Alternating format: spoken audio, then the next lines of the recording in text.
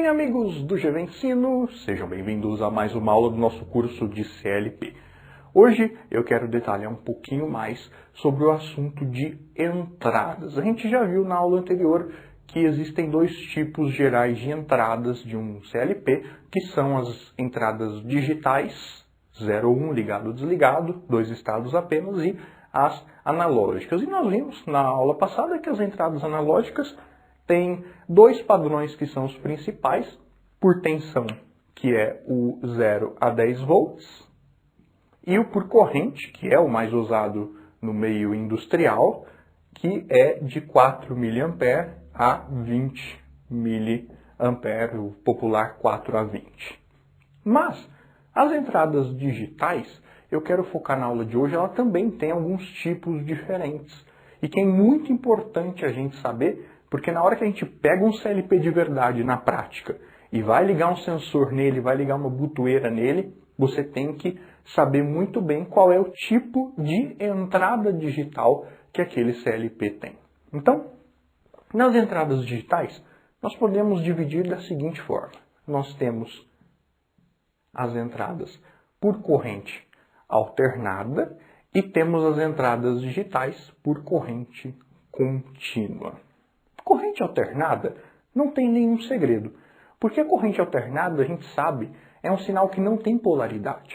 Então, por exemplo, se esse CLP aqui, você olhou no manual dele e viu que as entradas dele são entradas digitais, do tipo de corrente alternada, o que você vai fazer então? Vamos supor que você queira ligar um botão na entrada. Eu tenho aqui, só antes de prosseguir, né? Eu esqueci de mencionar, as entradas de um CLP geralmente elas são numeradas, elas são endereçadas dessa forma aqui, com a letra I e depois o número da entrada, o endereço dela. O I vem de input, entradas em inglês. Então, geralmente se começa na entrada I0, é a primeira entrada, depois I1, I2, I3 e assim por diante. E as saídas, que são as outputs, tem CLPs, a maioria, começam com a letra Q. Então, se você olhou lá no CLP, viu a letra Q, é saída. Alguns CLPs colocam como a letra O para saída. Mas o mais comum, eu diria que em mais de 80% dos CLPs, utilizam-se para representar saídas as letras Q. Existem CLPs também cujo endereçamento começa no 1, não começa no 0, então aí varia de CLP para CLP. Mas hoje o nosso foco não é as saídas, o nosso foco é as entradas digitais. Então eu tenho aqui as entradas digitais e eu digo para vocês, ou melhor, no manual você consultou e viu. Essas entradas são de corrente alternada. E você quer ligar um botão, por exemplo, na entrada I1 aqui. Então você colocou um botão aqui. Muito bem. Se essa entrada do CLP ela vai trabalhar com corrente alternada, então você vai colocar aqui do outro lado do botão um sinal de corrente alternada, vamos supor 220 volts, para mandar essa corrente alternada para acionar a entrada do CLP, já que nesse exemplo ela é uma entrada AC. Pois bem, não tem nenhum segredo. A gente sabe que a corrente ela tem que circular. Então a corrente ela sai do gerador, entra no circuito e ela tem que fechar o caminho.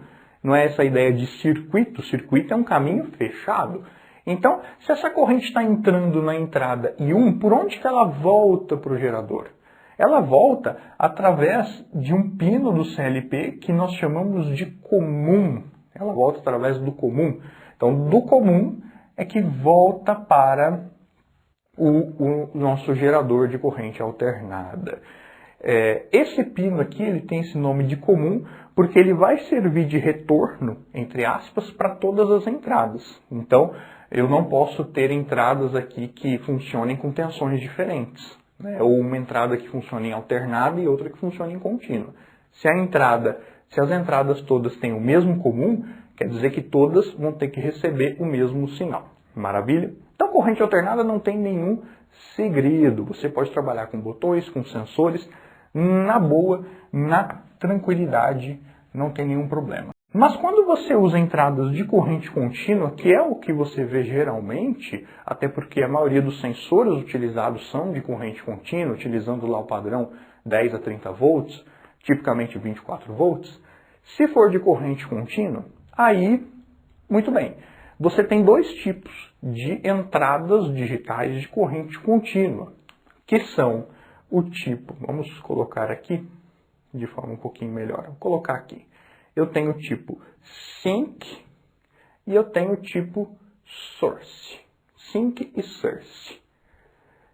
E aí você tem que entender a diferença entre eles e saber se o seu CLP, se as entradas digitais dele são do tipo Sink ou Source, caso sejam de corrente contínua.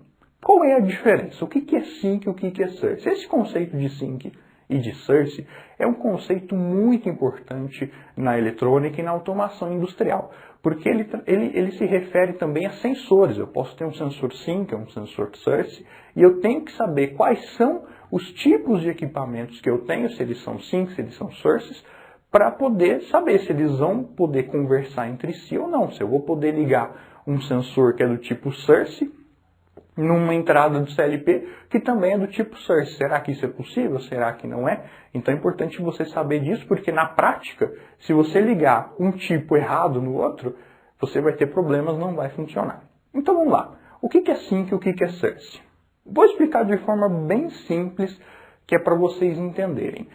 Sink, vocês vão lembrar o seguinte, vocês vão pegar aqui a letra N, tá vendo? N de Sink, e lembrar que o Sink é a mesma coisa que negativo, é quase que um sinônimo para sinal negativo. E se o Sink é sinônimo de sinal negativo, quer dizer que o Source é um sinônimo para sinal positivo.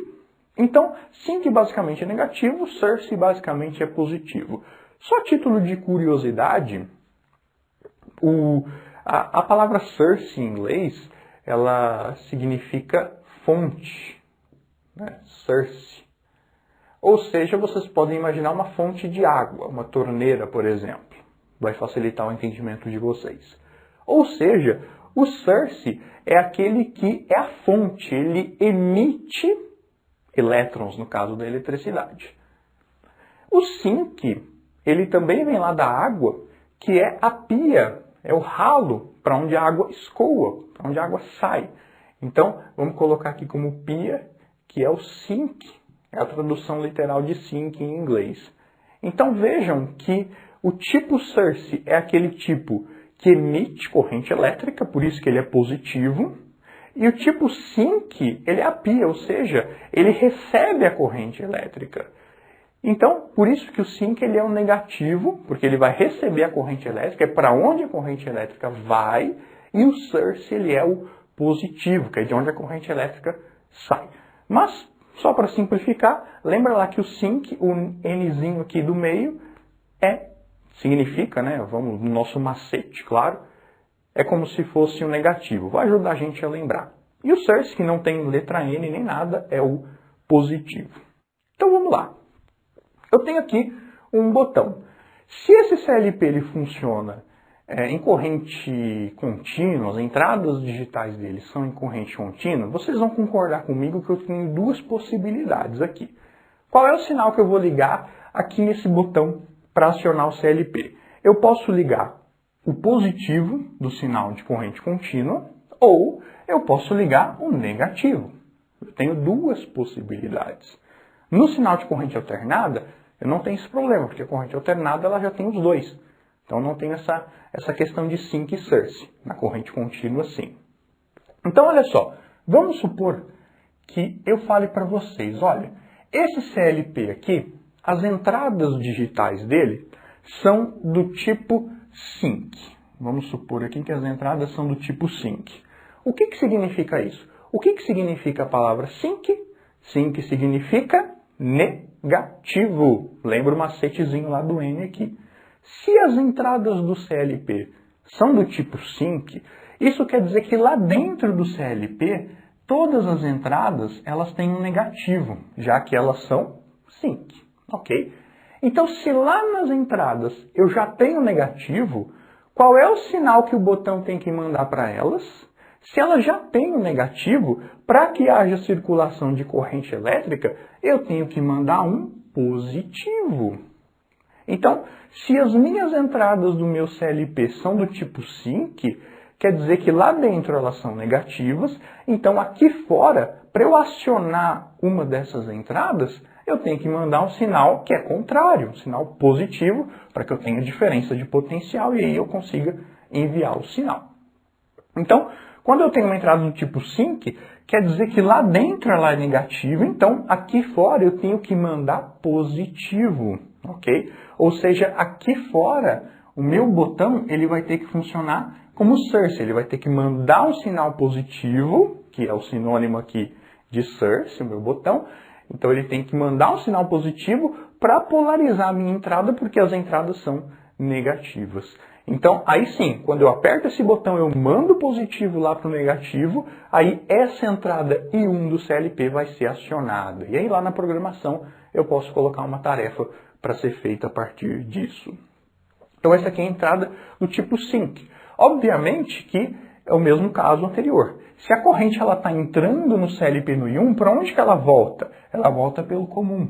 Então, se o meu botão aqui ele é positivo, o meu comum é negativo, né?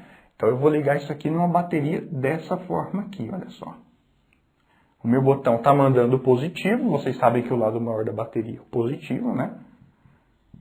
E entra na entrada e volta pelo comum. O comum está ligado no negativo. Então vejam que quando eu tenho CLP do tipo sync, tudo lá dentro vai ser negativo. Então aqui fora, tudo que eu for mandar vai ter que ser positivo. Então essa é a ligação de um CLP se as entradas dele for do tipo sync.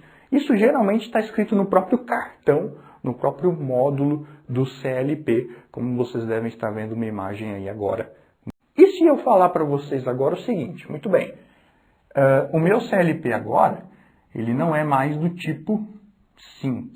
A minha entrada digital de corrente contínua não é mais do tipo sync. Agora eu tenho um outro CLP ou um outro módulo e eu falo para vocês que ela é source. Source é sinônimo do quê? Source é sinônimo de positivo. Se as minhas entradas, se eu falo para vocês, essas entradas são source, quer dizer que lá dentro elas são o quê? São positivas. Então lá dentro elas são positivas. Se lá dentro do CLP essas entradas são positivas, qual é o sinal que esse botão tem que enviar para polarizar elas e fazer a corrente circular? Se lá dentro já é positivo, o botão tem que mandar um negativo. O botão tem que mandar um negativo. Ou seja, quando eu apertar o botão, aí sim eu vou ter diferença de potencial e aí eu vou acionar a entrada I1. Só que percebam que agora, quando eu aperto o botão, a corrente ela vai sair pela entrada, né? É meio até estranho você falar isso, a corrente sai pela entrada, realmente. A corrente vai sair pela entrada e dessa forma eu vou estar acionando essa entrada porque lá dentro dela tem um circuitinho que consegue detectar quando a corrente passa para acionar ela. Então, eu mando negativo aqui, quando eu aperto ele fecha a diferença de potencial, fecha o circuito e aciona a entrada do mesmo jeito lá que no caso do sync. Ou seja, o meu botão tem que mandar negativo, o lado menor da bateria aqui, o lado maior vai ficar no comum para que eu tenha um circuito fechado. Tem que ter esse circuito fechado, senão a corrente não circula, eu não consigo acionar a entrada. Então se a minha entrada for do tipo source, lá dentro é positivo, então aqui fora eu tenho que mandar negativo. O meu botão aqui, como ele está mandando negativo, o meu botão está funcionando como sync, porque ele está mandando negativo, e lá dentro o meu CLP, como ele é positivo, ele está funcionando como source. Então percebam que, para que eu consiga acionar uma entrada do CLP, se a entrada for source, o meu dispositivo aqui fora tem que mandar negativo, ou seja, tem que ser sync, seja um botão ou seja um sensor, né? No caso de um sensor, por exemplo, tem que ser um sensor que manda negativo, tem que ser um sensor NPN. Nós podemos gravar uma aula explicando melhor na prática sobre os sensores, mas um sensor NPN é um sensor que manda negativo, é só lembrar aqui da letra. E já se as minhas entradas forem do tipo sync, é o contrário. O meu dispositivo aqui tem que ser source, tem que mandar positivo, então se for um sensor vai ter que ser um sensor PNP. Ah, mas e se eu fizer o contrário? Por exemplo, eu tenho aqui as minhas entradas digitais são do tipo source e eu não vou mandar negativo. Eu tenho que mandar negativo, a gente já entendeu, mas eu vou mandar positivo mesmo assim. Eu vou mandar positivo. O que vai acontecer nesse caso? Não vai acontecer nada. A hora que eu apertar o botão, positivo com positivo não tem diferença de potencial, não vai acionar a entrada, não vai funcionar de maneira nenhuma. Então, isso é muito importante, porque eu já vi casos de gente que não sabia essa diferença de sync e source, pegou um sensor, foi instalar no CLP e não ia. O sensor, você acionava o sensor e o CLP não detectava que o sensor for acionado e a pessoa testava o sensor estava funcionando, testava a entrada do CLP, estava funcionando, só que a hora que ligava um no outro não funcionava. Então é importantíssimo para você que vai trabalhar na prática com o CLP entender essa distinção de sync e source. Então sync é negativo, source é positivo. Pessoal, um último detalhe que é importante é que alguns modelos de CLPs, alguns modelos de módulos de entrada, eles são híbridos, você consegue trabalhar com eles tanto como se eles fossem do tipo source, e aí no caso eles vão receber sinais de sensores NPN, como se eles fossem sync, e aí recebendo sinais de sensores PNP. Isso porque quando você faz a ligação, o circuito interno dele permite a circulação de corrente tanto entrando quanto saindo. E geralmente nesses módulos de entrada, o que a gente tem é que aqui na entrada, logo lá dentro, tem um optoacoplador. E aí lá dentro, ao invés de ter um LED só nesse optoacoplador, tem dois em antiparalelo, permitindo com que, tanto se a corrente entrar na entrada, como no caso da corrente sair da entrada, nos dois casos ele vai detectar como se a entrada tivesse sido acionada. Então, nesses modelos híbridos, você pode ligar tanto assim, que aí no caso você estaria entrando positivo, o CLP lá dentro seria sync, como também você poderia ligar como se lá dentro fosse source, e nos dois casos ele iria funcionar. Claro, como é um comum só para todas as entradas, se você ligar uma entrada desse jeito aqui, todas as outras vão ter que ser ligadas da mesma forma. Eu espero que vocês tenham entendido isso. Não deixem de curtir o vídeo aí embaixo. Deixar o seu comentário ajuda demais. Vocês não têm ideia o quanto isso motiva a gente. E compartilhe com os seus amigos. Isso também é de suma importância. Eu vejo vocês na próxima aula. Um grande abraço. Fiquem com Deus. Até mais. Tchau. Distinção entre entradas sync, dreno, NPN, e source, fonte, PNP, é fundamental na automação industrial para garantir a compatibilidade entre sensores e cartões de entrada de CLPS, controladores lógicos programáveis. Aqui está um resumo técnico baseado em como a corrente flui. 1. Entrada sync, dreno, NPN. 1. Funcionamento. O cartão de entrada absorve, recebe, a corrente do dispositivo de campo. 2. Sinal de ativação. Exige um sinal positivo, mais VCC, para ativar a entrada. 3. Conexão comum. O pino comum, COM, do cartão é conectado ao negativo, 0V. E 4. Sensor, dispositivo compatível. Sensores NPN, que fornecem um sinal negativo, chaveiam para o 0V. 2. Entrada source, fonte, PNP. 1. Funcionamento. O cartão de entrada fornece a corrente para o dispositivo de campo. 2. Sinal de ativação. Exige um sinal negativo, 0V, para ativar a entrada. 3. Conexão comum. O pino comum, COM, do cartão é conectado ao positivo, mais VCC. E 4. Sensor, dispositivo compatível. Sensores PNP, que fornecem um sinal positivo, chaveiam para mais 24V. Resumo comparativo. Característica. Entrada sync, NPN. Entrada source, PNP. Ação. Recebe corrente, dreno. Fornece corrente, fonte. Comum no CLP. Conectado ao 0V, negativo. Conectado ao mais VCC, positivo. Sinal do sensor. Mais VCC, positivo. 0V, negativo. Tipo de sensor. PNP, geralmente. NPN, geralmente. Nota: embora a lógica SYNC, comum ao 0V, seja muito comum no Brasil e Europa, a escolha depende do padrão da máquina e do tipo de sensor utilizado. Muitos cartões de CLP modernos são híbridos, permitindo a configuração da fiação para SYNC ou Source. O transmissor de pressão é um componente essencial para monitorar e controlar a pressão de líquidos e gases em sistemas industriais, operando tipicamente em faixas de 100 mBars a 600 bars.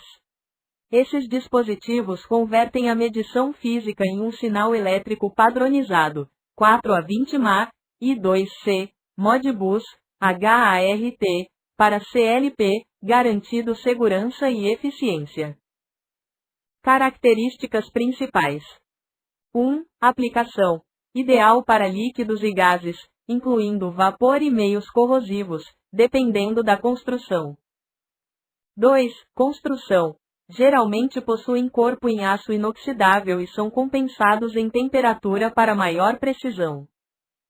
E 3. Versatilidade. Utilizados em indústrias para monitoramento contínuo, controle de vazão e detecção de falhas.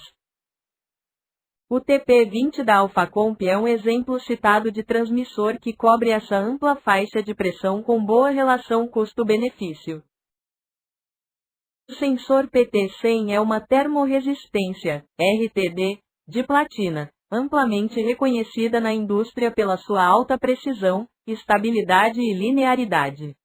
O termo PT100 indica que o elemento sensor é de platina e possui uma resistência de 100 ohms a 0 graus C.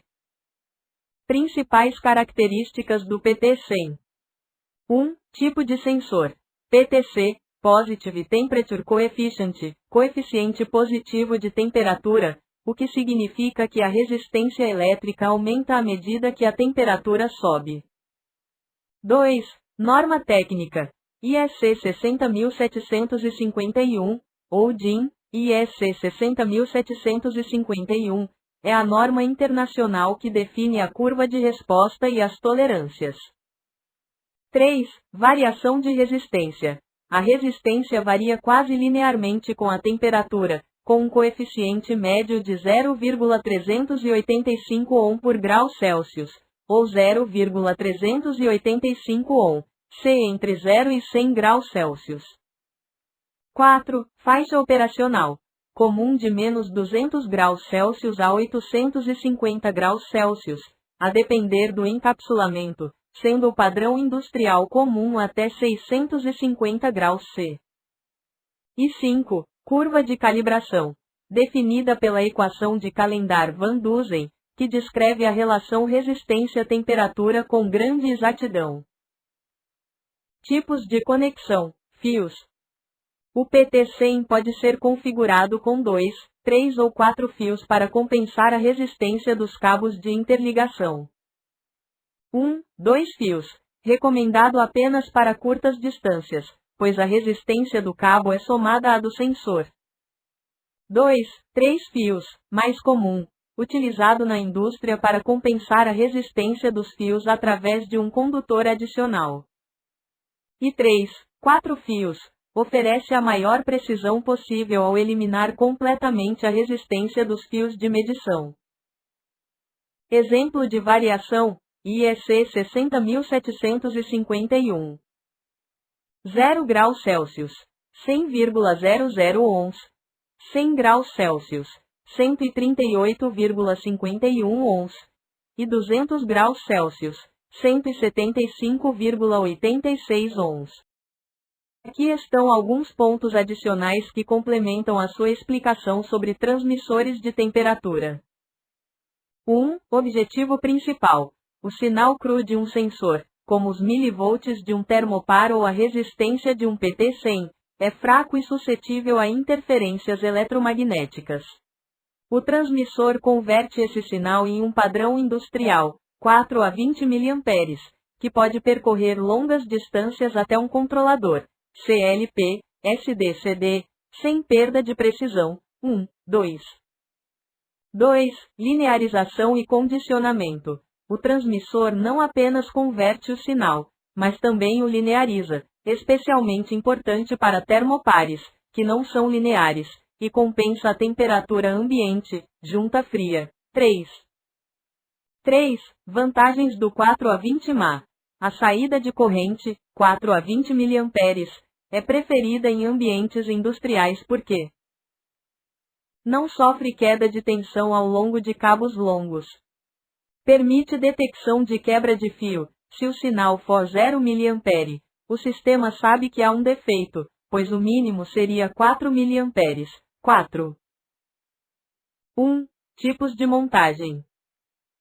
Cabeçote, montado diretamente no topo do sensor, dentro da caixa de ligação.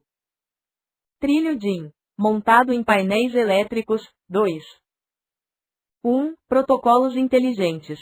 Muitos transmissores modernos utilizam protocolos como HART, permitindo a configuração remota e o diagnóstico do sensor. 2. Exemplo prático. Um PT100, 0 a 100 graus Celsius, conectado a um transmissor configurado para 4 a 20 mA. 0 graus Celsius no sensor igual a 4 mA na saída. 2. 50 graus Celsius no sensor igual a 12 mA na saída. E 3.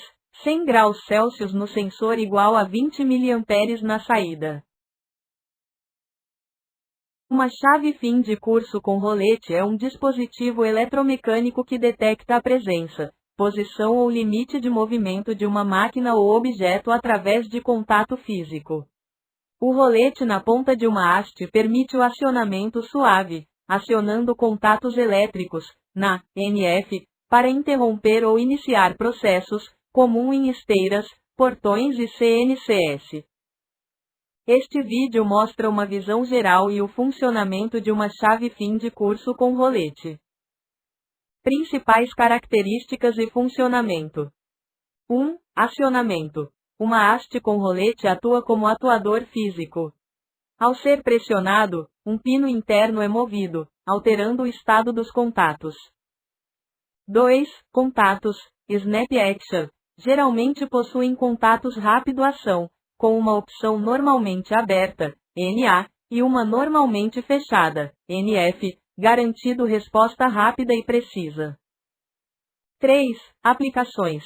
Essencial para automação industrial, CNCS, máquinas de embalagem, portões eletrônicos e impressoras 3D para indicar que uma estrutura chegou ao final do seu curso. 4. Tipos de rolos. Podem ser encontrados modelos com rolete de plástico, isolante, ou metal, com hastes fixas ou ajustáveis. E 5. Retorno. A maioria possui uma mola de retorno que recoloca a haste na posição original após a liberação do objeto. Modelos populares, como o Mi 8104 ou microchaves similares, são versáteis e permitem a rotação do cabeçote para diferentes direções de acionamento. Assista a este vídeo para ver como testar e usar um modelo específico de chave fim de curso. Sinal analógico, frequentemente referido como sinal contínuo no tempo, é uma forma de representação de informação que varia de maneira suave e ininterrupta ao longo do tempo. Diferente dos sistemas digitais que usam códigos binários, 0 e 1, os sinais analógicos podem assumir infinitos valores dentro de uma faixa contínua. Aqui estão os aspectos fundamentais sobre sinais analógicos. 1. Natureza contínua. Eles são definidos para todos os instantes de tempo, o que significa que não há saltos ou interrupções na forma de onda. 2. Representação de grandezas físicas. São ideais para representar fenômenos físicos reais, como temperatura, pressão, velocidade, áudio e tensão elétrica. 3. Exemplos do cotidiano. Um relógio de ponteiro, um termômetro de mercúrio e a rádio FM antiga são exemplos claros, onde a variação é gradual e contínua. 4. Vantagens e desvantagens. Vantagens. Oferecem alta precisão e detalhes na medição de variáveis físicas. Desvantagens: são mais suscetíveis a ruídos, interferências e perdas de sinal durante a transmissão, além de serem mais difíceis de armazenar. Embora o termo analógico seja muitas vezes sinônimo de contínuo, é importante notar que sinais contínuos no tempo podem ser processados por sistemas discretos em aplicações modernas. Exemplos técnicos: potenciômetro, usado em comandos elétricos para controle de velocidade. Transdutores, dispositivos que convertem grandezas físicas, pressão, vazão, em sinais elétricos analógicos. Atualmente, o sinal analógico está sendo amplamente substituído pelo sinal digital, como no desligamento das transmissões de TV analógica em favor da TV digital. Sinal digital, frequentemente associado ao conceito de sinal discreto, é uma representação de dados que utiliza valores descontínuos para transmitir informações, ao contrário dos sinais analógicos que são contínuos. Eles são fundamentais na eletrônica moderna e no processamento de sinais, sendo baseados na lógica binária, 0S e 1S. Aqui estão os pontos principais sobre sinais discretos e digitais. 1. Definição de sinal discreto, tempo discreto. 1. Tempo discreto. Um sinal discreto no tempo, denotado por x, n, é definido apenas em instantes específicos, amostras, e não continuamente ao longo do tempo. 2. Amplitude. O sinal discreto pode ter amplitude contínua, valores reais, mas geralmente é processado de forma digital. E 3. Representação. É frequentemente representado por um gráfico de pirulito, lollipop, onde barras indicam o valor da amostra em um índice inteiro n. 2. O que é um sinal digital, discreto e quantizado? 1. Discretização mais quantização. Enquanto o sinal discreto é definido apenas em certos pontos no tempo, o sinal digital é totalmente discretizado, tanto no tempo quanto na amplitude. 2. Quantização. É o processo de arredondar a amplitude de uma amostra para o nível mais próximo em um conjunto finito de valores permitidos. E 3. Formato binário. Sinais digitais transmitem dados através de um padrão de bits, 0 ou 1, ligado, ou desligado. 3. Diferenças-chave. Característica. Sinal analógico. Sinal discreto. Sinal digital. Tempo. Contínuo. Discreto, amostras. Discreto, amostras. Amplitude. Contínua. Contínua ou discreta. Quantizada, finito. Valor. Qualquer valor. Valores reais. Binário, 0 ou 1. 4. Aplicações. 1. Eletrônica. Computadores, smartphones e relógios digitais funcionam com sinais digitais. 2. Processamento de sinais. Conversão de som analógico, microfone, para digital no computador. E 3. Sistemas. Sistemas de radar, modulação de dados e processamento de imagens. Em resumo, todo sinal digital é um sinal discreto, mas nem todo sinal discreto é necessariamente digital, se a amplitude dele não for quantizada. O sinal digital é a forma como os computadores entendem o mundo físico contínuo.